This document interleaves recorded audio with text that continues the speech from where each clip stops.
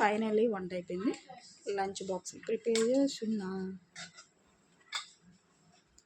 ఎప్పుడు మార్నింగ్ మీకు చూపించాను కదా, 6కి వెజిటేబుల్స్ కట్ చేసా. ఇప్పుడు ఆల్మోస్ట్ 7:40 అయింది. వంట అయితే అయిపోయింది. టిఫిన్ ఉప్మా చేస్తున్నాను. ఆల్రెడీ పొయ్యి మీదే ఉంది. బాక్సులు కట్టేసేసి వాళ్ళకి టిఫిన్ పెట్టేసేసి నవ్య పాపకి జల్లు వేయాలి. జల్లు అవి వేసేసరికి 8 అవుతుంది. శివ గారికి టీ పెట్టివ్వాలి.